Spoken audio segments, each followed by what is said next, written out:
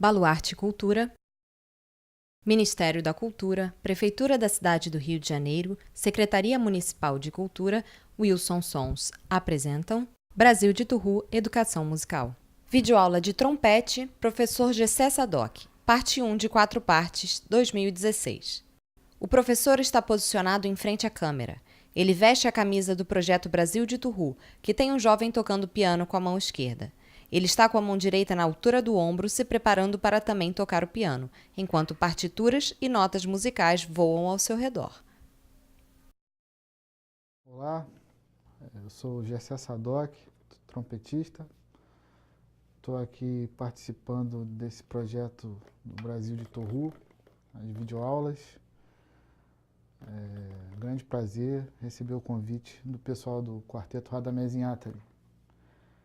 Então, a gente está aqui para falar um pouco sobre trompete. Bom, falando do instrumento em si, ele é um tubo de metal. Normalmente, o metal é latão. Ele pode ter uma mistura de latão com bronze, às vezes de latão com ouro, mas o metal principal é o latão. Nesse caso aqui, ele recebeu um laqueado, né, que dá essa cor amarelada. Ele pode ser banhado a prata, aí fica com a cor branca. Ele pode ter um pouco de ouro no laqueado e ele vai ficar mais avermelhado, né? E são as variações desse acabamento do instrumento, né? Então, como eu estava dizendo, isso aqui é um tubo de forma cilíndrica. Eu sempre, quando era adolescente e tal, sempre achava estranho, porque eu via essa parte aqui e falava, pô, mas isso não é cilíndrico, isso é cônico.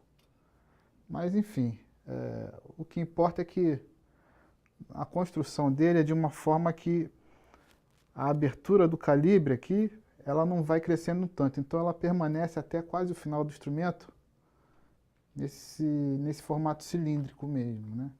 Existem outros instrumentos, como o flugelhorn, que é um instrumento que a gente usa muito para trabalhar, que ele tem a construção cônica, que realmente a abertura ela já é maior à medida que o tubo vai se prolongando, né? Bom, o som no instrumento é feito de uma forma que é a vibração dos lábios, né, nessa peça aqui que a gente tira, que se chama bocal, né? A vibração é um barulho engraçado, vocês vão ver, faz assim. E aí depois você passa isso no bocal, para o bocal. Leva o bocal aos lábios.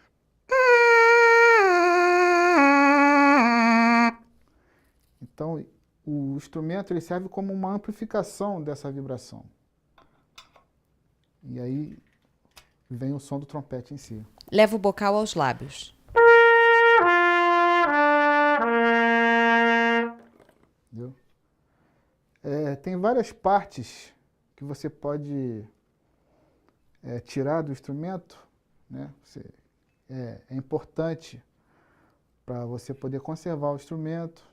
Então aqui a gente tem também algumas partes do instrumento que elas saem, né? A gente pode tirar algumas peças que elas influem na qualidade do som, elas influem na afinação, certo? De uma forma geral, elas têm essa função.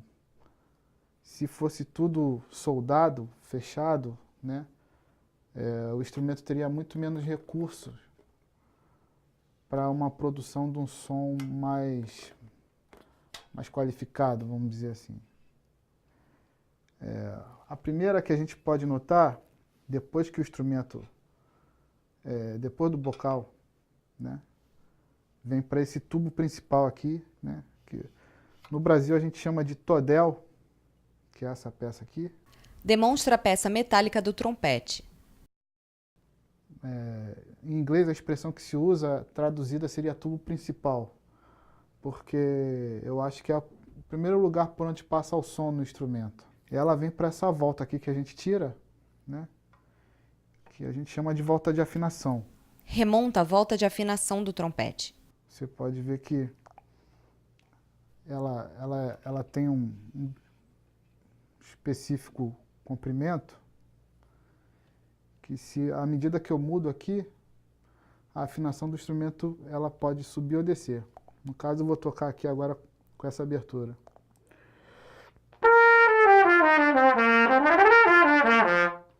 Agora, se eu for abrir um pouco, eu vou abrir significativamente aqui, só para ilustrar bem essa mudança.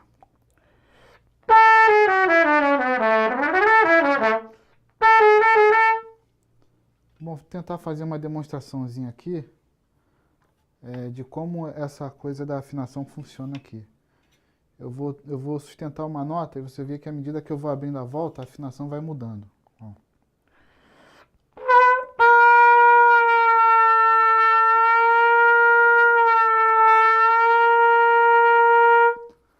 Quer dizer, eu não pressionei nenhum pistão aqui, né? Na verdade, eu só fiquei deslizando essa volta aqui, que coincidentemente é o mesmo mecanismo que o trombone de vara usa para mudar as notas do seu instrumento, né? Na verdade, é o mesmo princípio. Então, quando ela passa por aqui, ela chega nessa parte aqui, que a gente chama de máquina do instrumento, né? Que contém os 3 pistões, né? E esses 3 pistões, quando você aciona, né, cada um deles, ele desloca o ar para um desses tubos auxiliares aqui. Aqui a gente pode ver esse mais comprido, que seria do terceiro, ligado. Esse primeiro aqui vem para esse, certo? Que também a gente usa para corrigir alguma afinação também. E esse do meio vem para esse segundo aqui. E então, no caso aqui, quando você aciona, né, à medida que o ar se desloca para os tubos, então ele cria um comprimento maior, né, do tubo total. E isso faz com que o som seja mais grave.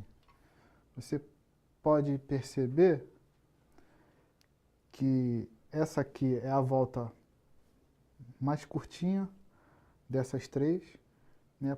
Então isso dá o som menos grave do que essas, né? Vou apertar aqui só a do meio para vocês verem o que muda.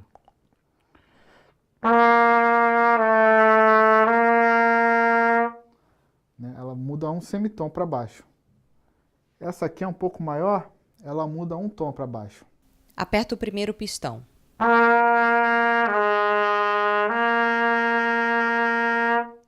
Né? Bom, e a terceira, ela muda uma terça menor para baixo.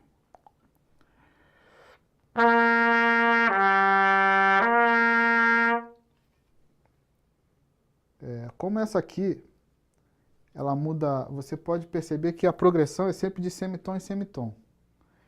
Então, o que acontece é que essas duas juntas, elas acabam criando, né, a mesma variação de som do que a terceira. Então, se apertar primeiro e segundo juntos, elas fazem a soma que fica igual ao comprimento desse terceiro aqui. Então, a gente aqui acaba tendo um recurso de opções para usar posições diferentes para a mesma nota, né?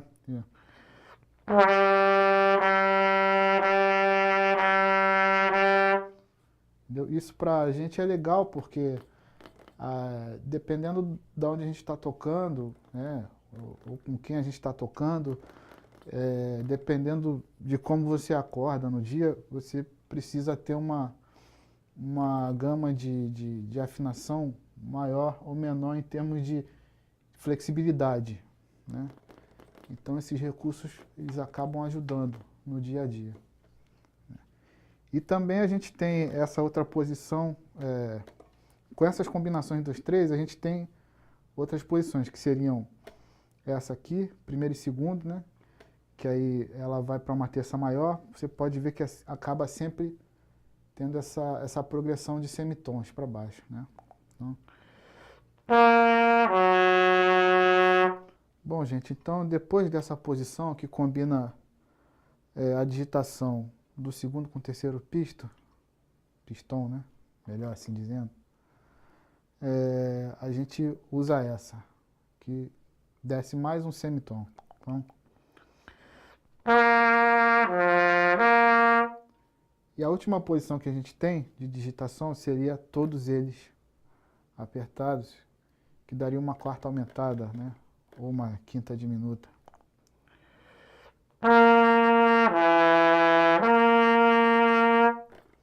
Então aqui a gente tem 7 combinações com descendência em semitons do som, né?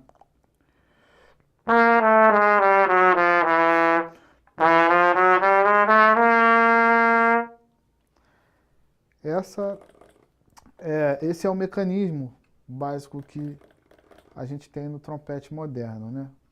Porque antigamente o trompete não tinha essa máquina com esses tubos auxiliares, ele era um tubo singular aqui. Isso propiciou a gente fazer a escala cromática, né? Fazer a escala diatônica, né? Era possível apenas fazer uma escala cromática com uma afinação não tão perfeita numa região bem aguda do instrumento com o tubo simples, né?